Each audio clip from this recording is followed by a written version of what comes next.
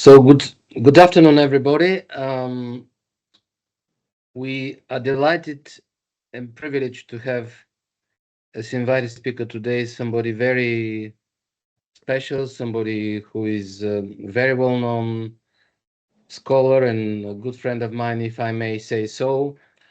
Helena Moniz, who is the president of the European Association for Machine Translation, and she's also president of the International Association for Machine Translation. She's lecturer at the University of Lisbon, where she teaches computational linguistics, computer-aided translation, and machine translation and post-editing.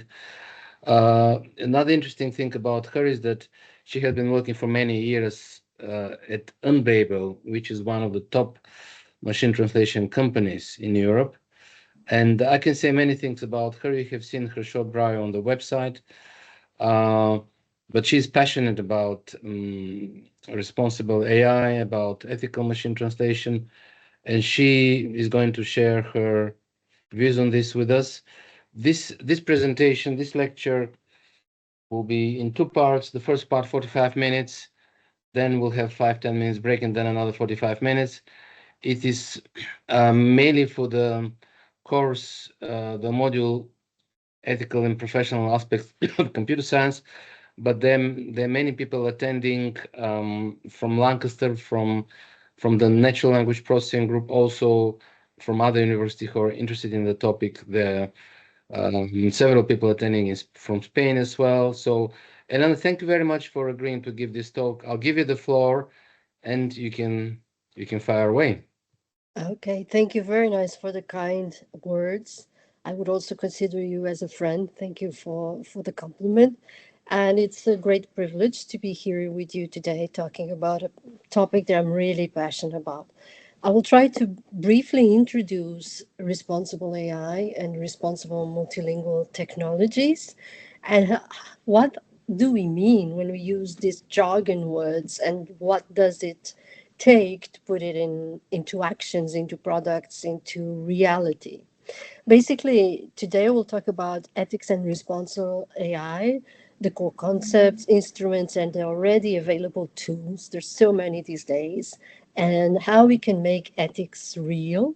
We'll also talk about responsible multilingual technologies, trying to broaden the scope not only for machine translation, but also speech and video technologies, talking about the social impacts of those technologies. And I will finalize my presentation discussing two examples of projects that have been developed in Portugal, but they have a broader scope and international partnerships at the Center for Responsible AI and the Bridge AI. So basically,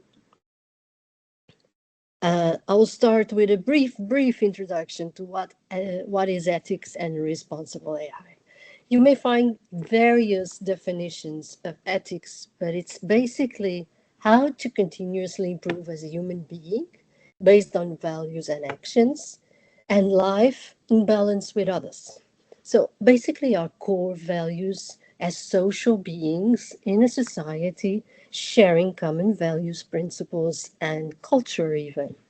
So you can find several lenses of ethics, but I think this one really resonates to whatever culture we speak about. And it's all about us being better human beings. So, what is the difference then between ethics and law? And I'm citing here a very famous ethicist called Floridi, and he says compliance with the law is merely necessary. It is the least that is required, but significantly insufficient. It's not the most that can and should be done. With an analogy, the difference between law and ethics is the difference between playing according to the rules and playing well, so that one may win the game. Basically, there's a lot of discussions these days. And if you talk about regulation on AI and ethical frameworks, you will see that they're not the same concepts. One is basically us human beings and working for the, uh, let's say, AI for good, for people, for human values. And another one is trying to put those principles into regulation that do not harm people. And also in 2019, Virginia Dignam wrote a book, Responsible Artificial Intelligence. Obviously, 6 years later, it still resonates to what we're trying to define. And she says AI will affect everybody, is already affecting, I would say. This demands that development of AI systems ensures inclusion and diversity. That is, truly consider all humankind when determining the purpose of the systems. Responsible AI provides directions for action and can maybe best be seen as a code of behavior for AI system, but most importantly for us. So it's basically a code of behavior. How we put a code of behavior into a product, how we put this into an LLM, how we put this in whatever AI system we need to develop, it's extremely challenging. So people around the world have come with 7 responsible AI principles. There can be more or less, but basically there's a common agreement that if you have those principles, you will be obtaining a very fair and good product, let's put it this way. The first one is human agency.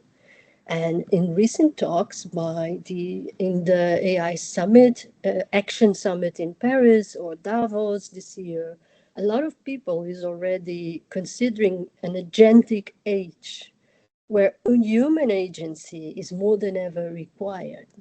There's also technical robustness and safety if what we're producing will not harm people. A lot of discussions, as you well know from GDPR and since then, on privacy and data governance, data being seen as like the new fuel, the new industrial revolution. Transparency, how we can explicitly show what we're doing to people, like the data we're using, how we're using, who will benefit from it, etc. Include diversity as much as possible, cultural diversity, ethnicity, etc. And also be aware of social and environmental well-being and be accountable for what we're producing. Whatever level you are in an industry or organization of whatever kind of organization, the people doing this needs to be accountable for what they're producing.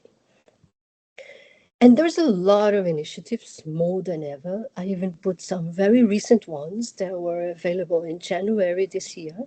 Just to give you a sense, there's a lot of regulations going on. Not all of them are the same and they diverge in some aspects, but there's this Paris Action, UK Summit. They're trying to get more and more unified, or at least I would say, a governance, AI governance that includes a lot of more countries than the hegemonic America or China or whatever discussions we're doing these days.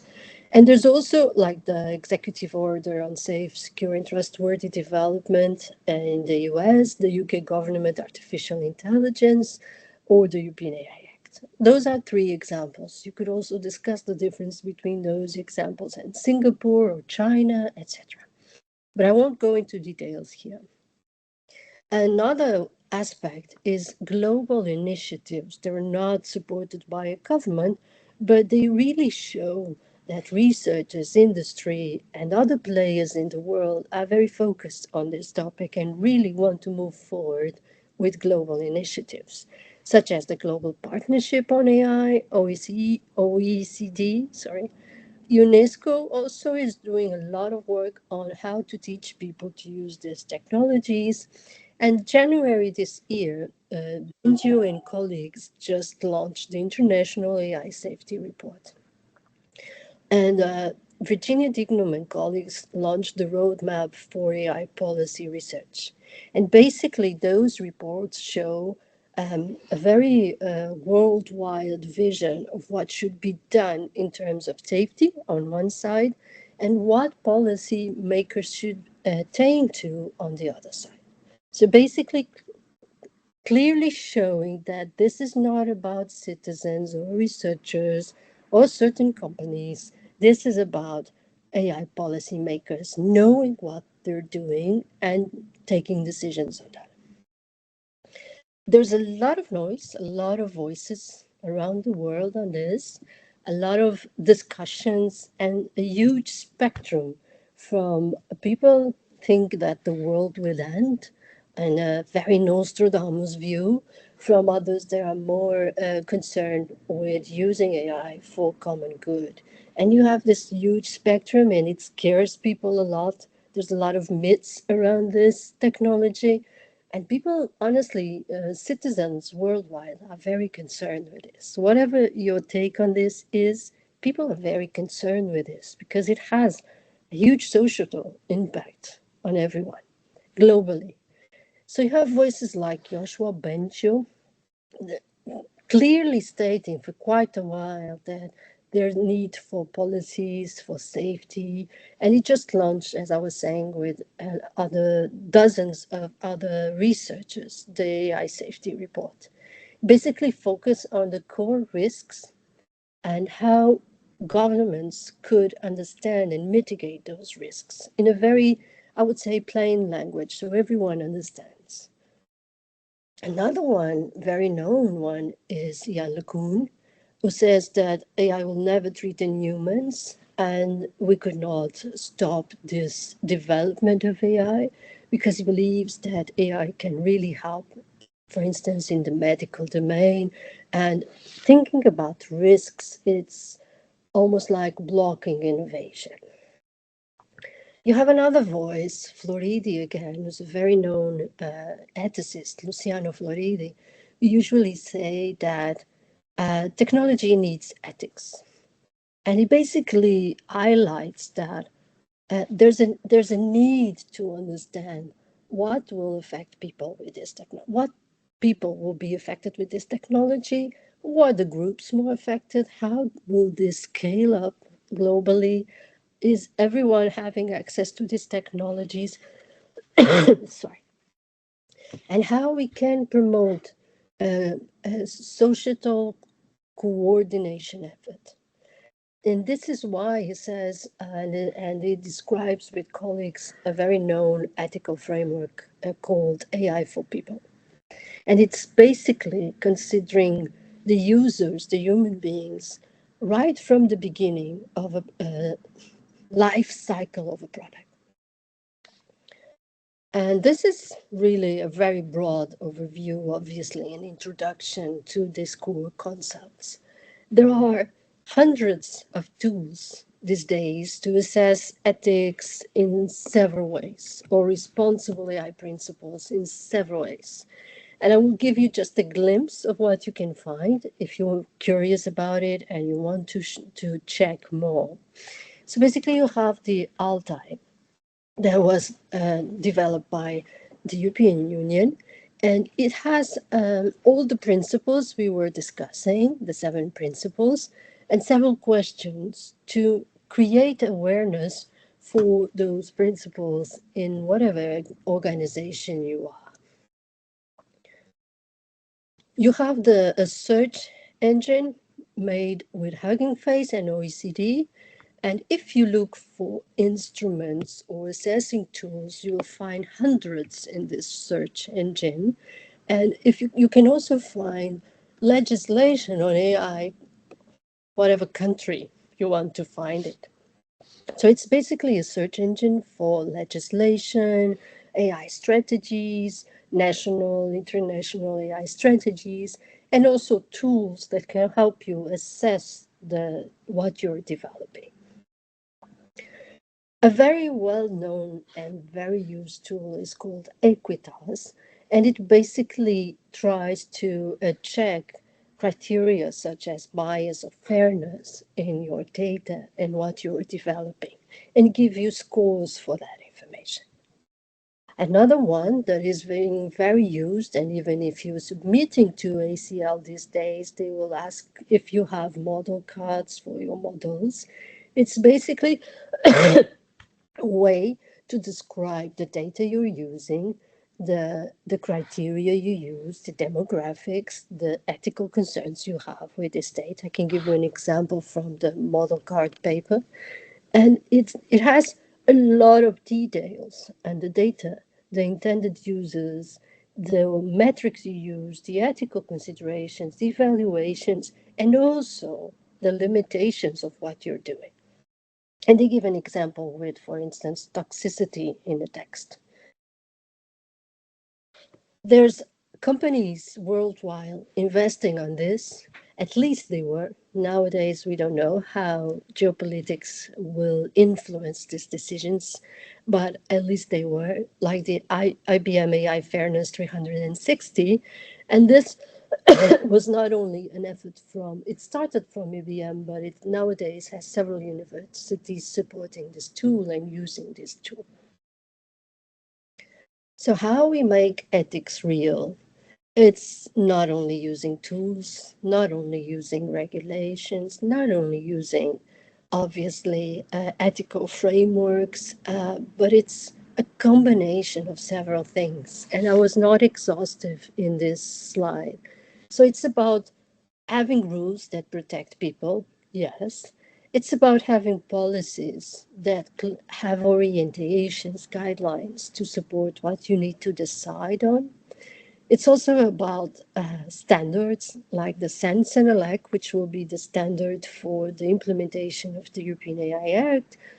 IEEE also has a lot of standards for responsible AI. They're publicly available.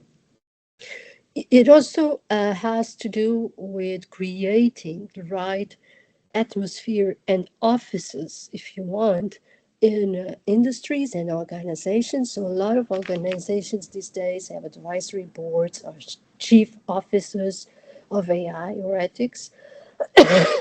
Sorry.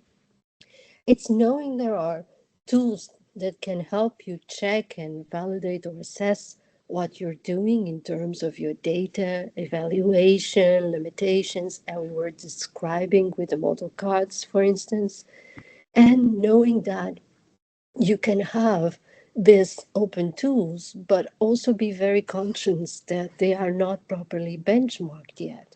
So you really need to invest time in benchmarking what you're doing. And this would lead us to a lot of other open questions, such as which benchmarking are we using, which data are we using, etc. Metrics also using. And one core aspect of all this, and us as researchers and teachers and students, all of us as an academic community, we have a lot of responsibilities on transposing this knowledge to society. So citizens need to understand what they're using. And literacy on AI is very important. And there are several initiatives on literacy, basically this year, to focusing a lot on demystifying the concept of artificial intelligence, general intelligence, etc. This is about a very broad aspect of how there are tools and assessment you can use. But there's also, when you put this into concrete cases, you will see that you will face transversal questions to several areas, but there's also aspects that are very particular to some areas. And working on machine translation and multilingual technologies, there are several questions arising from this area as well. Because if you use modalities such as speech, which is like a fingerprint, no one has two equal voices. You can imitate someone, but there will always be you in that voice. So there's a lot of concerns on using modalities these days because they're very biometric. They are biomarkers of who we are, like video, like voice, like our ways and our personalities, even when we write. So, but basically, a lot of discussions have been going on, and working in an organization that has translators, users, industry, academia, etc., you see sometimes this view that on one side you have the human translation or the technologies, the human beings developing the technologies and giving data to these technologies. And on the other side, you have all these computer scientists, all these new methods, neural MT, LLMs, etc. And people sometimes still tend to see this as a versus. The whole idea of seeing this in a more responsible way is if we understand that the translation in the specific case, as an example, and the technology need to interact. And if we have a model that both sides interact, what we're creating is a more responsible view because we're integrating both parts in this discussion. And this combination interaction raises a lot of ethical and responsible questions. So I, I joined with my colleague Carla Paes-Karten, and we tried to, in a few, it was almost 3 years or four, I guess, four, we tried to understand what would be those questions. And we edited the book towards responsible machine translation, legal, ethical and legal considerations. And basically what we want to see was in a multidisciplinary view, with ethicists, philosophers, with computer scientists, with lawyers, translators, what would be the core questions when we apply these principles and all this view of responsible AI to a specific domain, like machine translation? And I will bring you a few questions, but basically we needed to start from a scopus. What is responsible machine translation for us? And for us, it was understanding that is a combination of all factors that need to be considered when developing and deploying systems to ensure that such systems are ethically designed, including but not limited to data bias, data licenses and rights, ecological footprint, and the intended end users. So basically, all these factors. And as you can see, this is a very complex issue to tackle. And all these factors have their own questions and their own ethical aspects to consider. I will just briefly highlight some of them with you. And if you want to know more, then we can discuss it in the questions. So, ethicists and philosophers tend to see ethics in machine translation as not complying to three aspects that human translators do. One is sacrifice. So, the human translator usually sacrifices, and this is the exact word they use, Hikers and Dupont. They usually sacrifice the common sense view of translation as original in copy. So you always need to sacrifice some parts of the original to get to the copy, to be understandable by the target audience. Second is that machine translation is still not able to do commonality between foreign and heterogeneous elements, and they give the example of cultural aspects. Machine translation, even large language models, are very biased toward westernized views of translation. For these ethicists, this should not be the case. So you should be able to translate cultures. A third one is that translators have a code of ethics. They need to have standards of excellence or virtues. And you cannot transpose these human qualities to a system.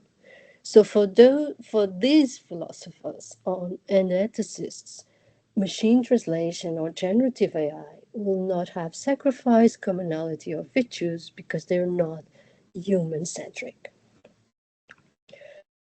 Mikhail Foucault worked a lot on licensing and data usage and rights. And we come from historically a period in machine translation when we had very clear rules. So systems were based on rules. It was top down, human rules to systems. But these days, the frontiers are very much fuzzy. And this fuzziness raises a lot of questions on ownership, licensing, data usage, etc. So a lot of the questions arising in this field, coming from translators mostly, is Should translators, authors be compensated for their work when they're helping training a system? Can the web crawl data be commercialized even when websites are not licensed or have clear licenses and those are not respected, for instance? So there's a lot of issues on how to use license for data, how to use that data, and who is the author of the data created, basically. And this takes us to authorship and rights ownership. And this is a huge, huge field of discussion right now. So, just to give you a few examples, and UK Copyright Designs and Patent Act, authorship is always from a human being. This might change in the future, but for now, designs and authorship is exclusively of human beings. If you go to Spain, you have different views. So, for instance, Navarro distinguished a legal author as the physical or legal person who commissioned the work or used the system, and the material author who would be the robot machine. So, difference between legal and material. Legal being people and material being machines.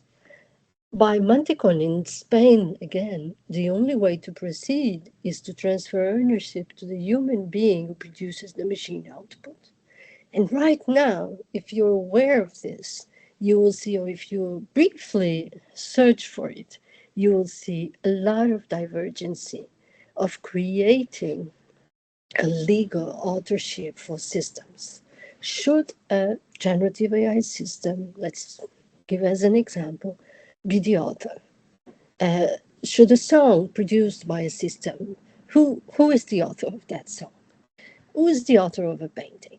And this question can have several answers according to the country or the legislation in place. Right now, there's a majority of people thinking in the law field that it should always be a human being that is accountable for that. But there's a lot of discussions in the field, and this is an open field right now. It also raises a lot of issues in terms of gender and age biases. And in an experiment, the researchers, Bianchi et al., conducted for the book, they showed that there are demographic biases in commercial systems, and there's also age biases. So basically, the systems clearly show preferences for male speakers, male writers, and basically male writers of a certain age. So, mature male writers. Females, children, elderly people are not well represented in the systems. So clearly, the outputs of the systems are showing biases of decades of data that are being used, and the data demographics is mostly focusing on males of a certain age. Even for speech, this is the case. There's a lot of work on speech showing that children are not well represented, teenagers as well, elderly are not well represented. And from all these classes, mostly female speakers are not at all well represented. If you look at speech modality, it's even more critical, I would say, because it is an idiosyncratic biomarker and it's like a fingerprint. It raises a lot of privacy and security issues. There's a lot of metadata you can extract from seconds of a person. You can even clone these days a voice in seconds. It's very easy to go to a website and clone a voice and create a fake voice in or a fake speech from someone. You have several examples of famous people or politicians complaining about this these days. There's also the issue that to process speech, you need really to have servers because speech has more takes more memory to process than text. So you really need to have usually servers. And there's also the problem that you can identify a person. You can identify an individual based only on seconds of his speech. You can know if it's a male or a female. You can know if the person has some propensity for certain diseases, if the person is, for instance, depressed, only based on seconds of your voice. The good news is, I always like to end with some good news.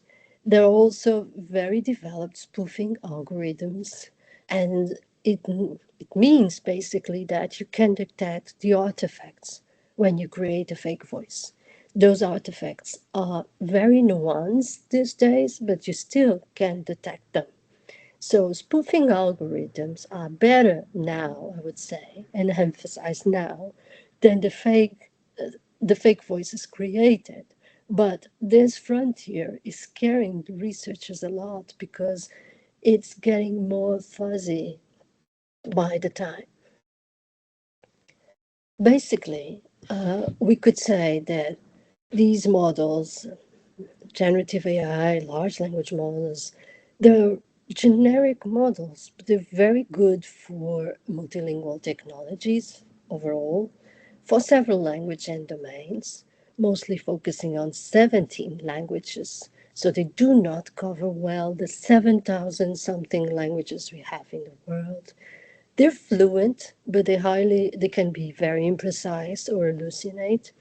And they give you the sense of this deceptive fluency, meaning they sound like a very fluent speaker, but they can hallucinate. And this is creating what psychologists are calling a de-skilling effect, meaning people are trusting a lot on the outcomes of the systems and not creating the necessary distance to question if the output is okay or not. It also creates fake information or does not give you sources or fabricate sources. It does not adapt as a human to context, interlocutors, ethical and cultural values. And I was saying, a westernized view of these models. And it still needs a lot of feedback, loop, and human agency in these models. For now, at least. Let's put it this way. For now, at least. We could discuss this later.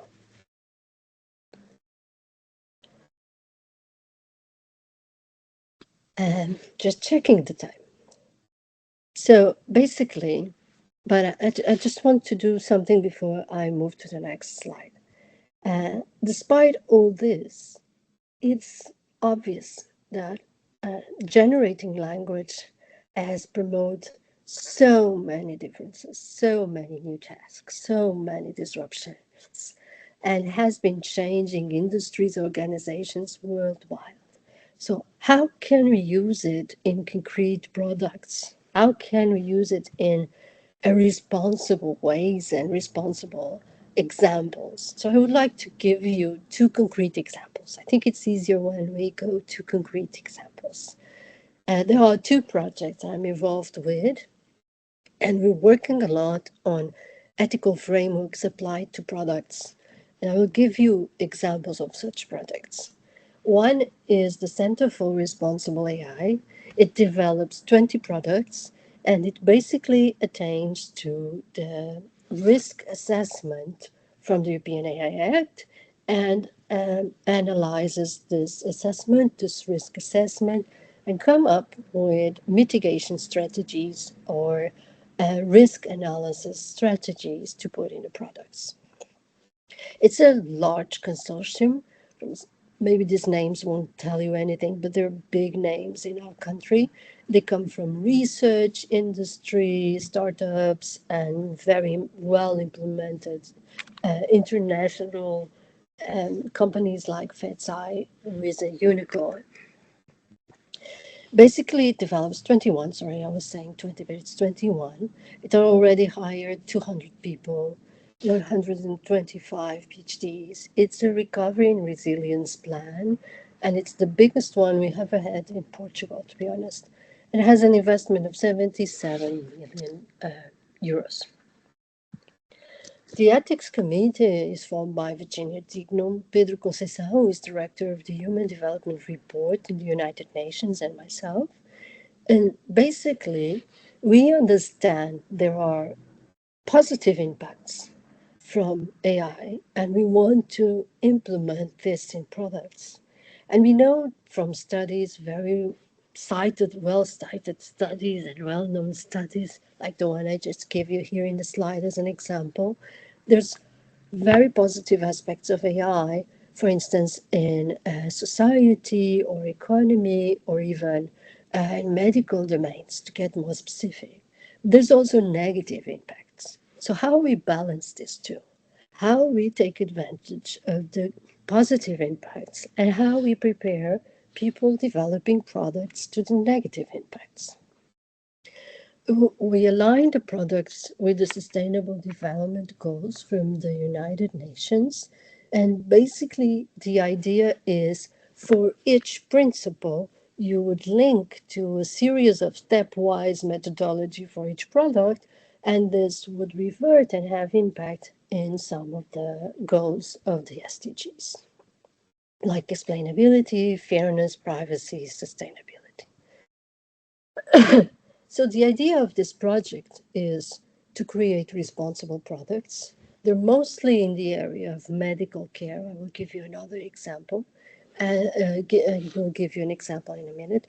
And it's mostly on the medical care domain for hospitals, public and private hospitals in Portugal, and also for several companies working with those hospitals, but also on the customer support and tourism. So there was another project in collaboration with the center. It's called Bridge AI.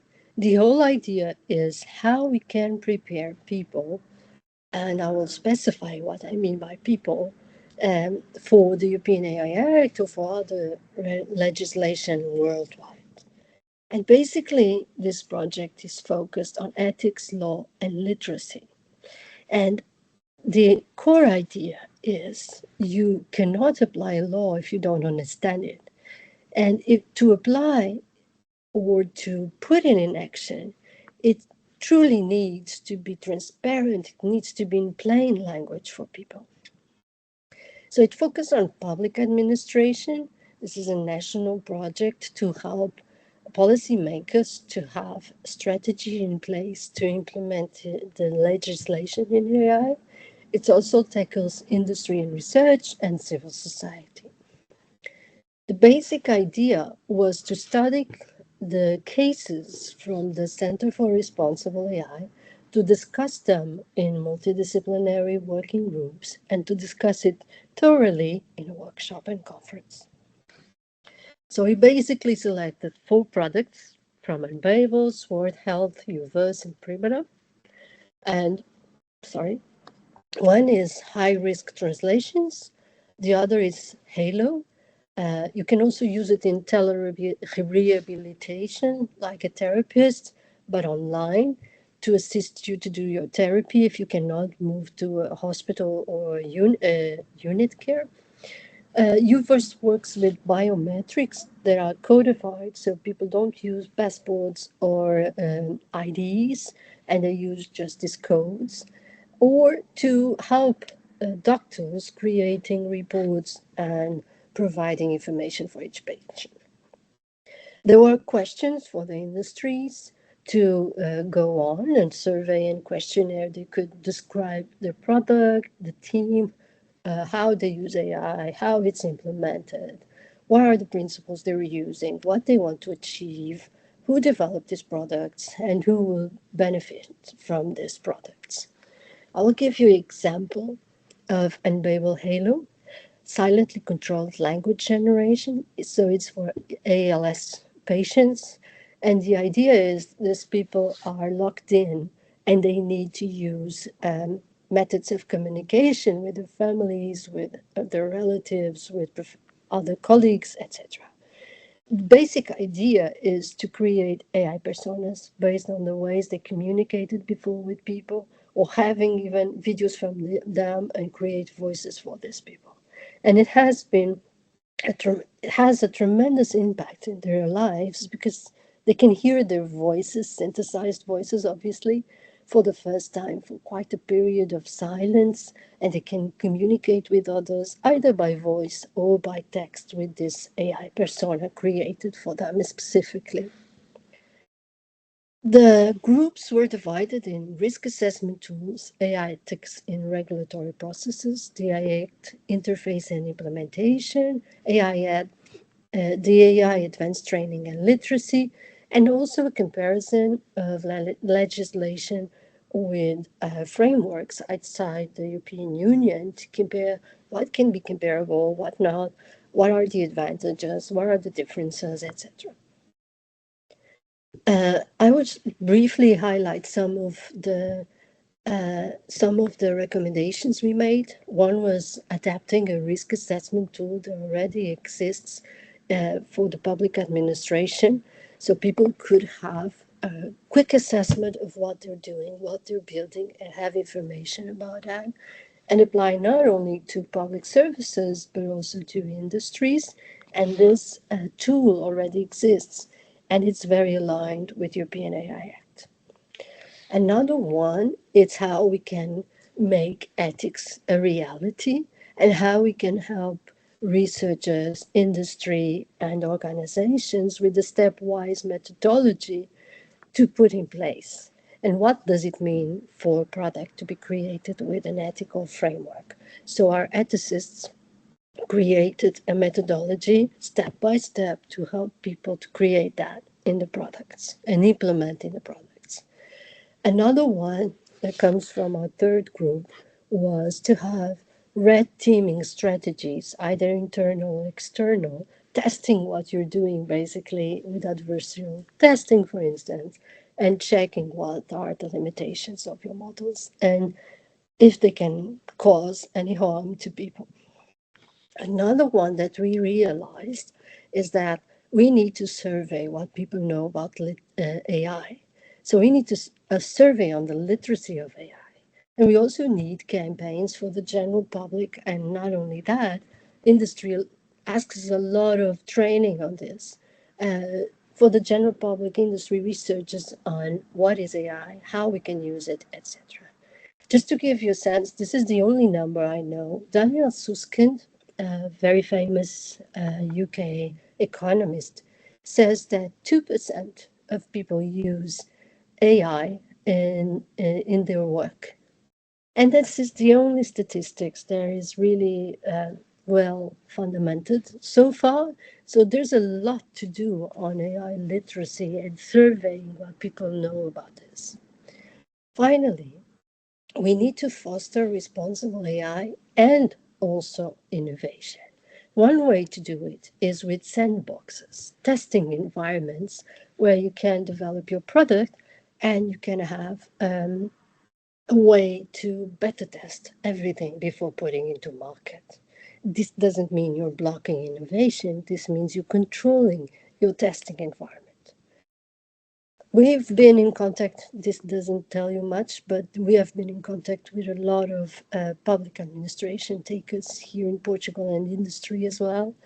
And we basically counted all these partners, and we were very proud that we went to the parliament to present this to the Commission on Rights, Liberties and Guarantees for a very nice discussion. This is the core team of the project.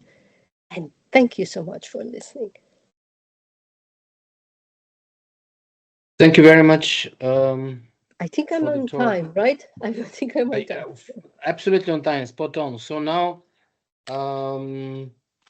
this is the end of part one. So maybe we should give the option if there are any questions now for questions, and then we have a 10-minute break and then we continue. Are there any questions with regard to the contents of part one, please? No problem. So this will be the end of the talk, but we have time now for discussion. So basically, I mean, I have a few questions if there are no questions from the audience, but let me first give the option of the attendees asking questions. Any questions from the audience? Okay, so until somebody decides to ask a question. Oh, Paul Ryson has raised his hand. Professor Paul Ryson. Paul, you have the floor. Thanks, thanks, Helena, for the interesting talk. I guess my question is kind of thinking from this point on into the future. The field is moving so fast. How do we possibly keep up with this? And on the ethics and responsible AI side, you know, every few hours or every day, there's new models coming out, some of which we know what they're trained on, some of which we don't. So how do we keep up with that? It's a very good question. I don't have a magical answer, but I can tell you what I would love to happen. So, in all the discussions with policymakers in Portugal, we're developing our own large language model in Portugal. It will call Amalia, and it's legislated how it should be and how transparent it should be, the data and everything. So basically, I would say that governments are more aware of what you need to have in a model these days. For instance, going through the Transparency Index from Stanford University and going through all that, or going through the European AI Act. But you're right, this is changing so fast, and there are governments who don't have these intentions in place. And the geopolitical conditions is also affecting all these decisions. I think it will need to be a global effort, more than what we are seeing right now. More summits, more information, but more actions on that, and supporting people to create that, because it's not easy for a startup to do the same as a giant in technology. And we need to provide all this information to everyone involved. It cannot be just focused on A, B, or C country or A, B, or C institution within a country or an industry in the country. It should be a global effort. That's not easy to attain. Things are changing so fast. And if you compare the legislations globally, they're so different. They're so different. The way China sees, for instance, artificial intelligence implementation is do it fast, do it quickly. We need to go into this race. If you see the executive order, it's very focused on bias and mitigating the bias, but it's very focused on innovation. Our metrics, European metrics, it's much more on preserving rights, preserving privacy. And only now you're seeing people saying we also need to get to the innovation part. UK also has a different model. They didn't sign the Paris Action Summit because they do not agree with the same model as European AI Act. You have an alternative in UK. I was speaking last week with the UK representative, and it's working for you. You're already doing a lot on this. For instance, creating a lot of literacy, a lot of courses for industry, as the people were telling me. I think it's a combined effort of all this, and it needs to be. It will be challenging times for sure. And listening to the Paris action again, I think it was Stuart Russell and also another researcher from Berkeley. I forgot his name. Sorry. He says we're discussing this, but on the table it's always about economics, and the last word is on the economical side. So how we balance these things, and no one in the audience had an answer. That is what concerns me the most right now, to be honest. Yeah. Okay, thanks. Yeah, it's a complex problem that will no doubt keep us interested for a while. Yeah, thank you. Thank you very much. Helena, I have a couple of questions, if I may, but those questions have to do probably a bit more with your hat as being president of the European Association of Machine Translation and president of the international one. So they have to do more with machine translation, if I may. So the first one is I'm a bit curious because I have advised, and some of my students are using. So this is something very fashionable now. No languages left behind. NLLB. So obviously this is a very fashionable. I don't know whether I should call it a tool or a translation system, but We're reading the original papers, and to me, it's not clear yet whether this could be called a machine translation system or whether we should regard it as a large language model. Because if it was based on transformers only, then possibly it will be neural machine translation. If it's based on large language models, then obviously it's a combination of large language models. How would you class no languages left behind? That's a very good question. We had our annual meeting, and we spent almost 2 hours discussing that in the committee. It's very hard these days, and even we're saying machine translation, but is it really machine translation? Is it already multilingual technologies? And we were discussing even rebranding the name of the organizations that people are very resilient to. And I understand the concerns because it's no longer just machine translation. And we have these discussions internally that if you, uh, exactly what you pointed out, if you're saying it's a transformer based architecture, so it's an MT, but a lot of the large language models are also a transformer architecture. I think the biggest difference is if it's general purpose or not. And the big concerns right now in discussions are, is this LLM, generative AI, general purpose, or is it specific for translation? And if it's specific for translation, is it a large language model or still a machine translation system based on transformers? And people are in the field trying to define those things. And it's not easy, to be honest, because these frontiers are very blurred, very, very blurred. I would say that it's a large language model. From what I know from the No Language Left Behind, it's a large language model based on transformers, but people can interpret that differently, as I saw for 2 hours of conversation in our annual meeting. Well, since people can interpret this differently, and since we don't have a clear answer on this, what I advise my student is, because they're comparing translation performed by neural machine translation and also by large language models, I said, okay, let's compare this also with rule-based, but then let's put this as separate. Then we have no languages left behind as a separate category where we define it as something different, not as machine translation, for instance. So I don't have another solution for this question. Yeah, and I saw, for instance, have a general purpose LLMs applied to translation. LLMs focused on translation. For instance, URLLM, a new LLM launched, is focused on translation, and it's not for general purpose. They specifically say it's for translation. And then you have neural empty systems. They are basically translation focused. And you even have people making the distinction between public and commercial uses of those systems. So I think we're going to, since we're still using NMT and LLMs in the same simultaneous time, people are doing all these questions and they're valid. But I would say still NMT, if it's really a machine translation system for that purpose, if it's LLM applied to translation, we should be specific about that. And you're starting to have a lot of models that are specific for translation, and people tell everyone this is not for general use, and then you have the general purpose LLMs.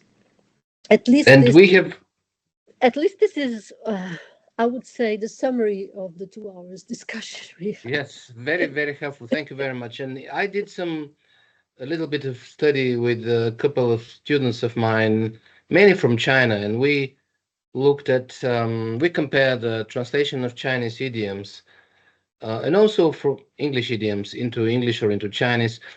And for idioms and multi-word expressions specifically, the large language models did not do that bad. In fact, they did a bit better than the programs like DeepL and Google Translate, IBM. So I was really impressed by the way they did. So, but I agree that at some point the Association of Machine Translation will have to come up with some ideas for new terms and new names. This is what's going to happen. Yeah, I think so. Even the calls are very different these days. the calls are very, very different, and we try to put all this jargon where it's there and make it as clear as possible. But to be honest with you, all my students are working in assessment of NMT systems with large language models for general purpose and also for the translation purpose. General purpose LLMs are very, very good for translation.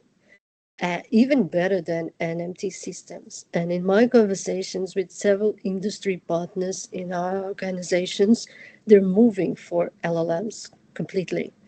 They have some legacy issues with NMT clients they still want to preserve, but the industry is moving for LLMs, either purpose or domain adapted or translation adapted. The industry is also moving in that direction. Yes, thank you very much. This was very, very useful. So, unless there are no more questions, I would like to thank very much Dr. Helena Moniz, who actually is not feeling very well. She's a bit ill, and nevertheless, was very happy to give this very informative and very interesting talk. Thank you very much, Helena. I hope I shall see you soon at one of the conferences or somewhere else. Thank you for the great talk. Thank you for accepting this invitation for our students and colleagues. Thank you very much. Thank you so much, and sorry I'm not at my best conditions today.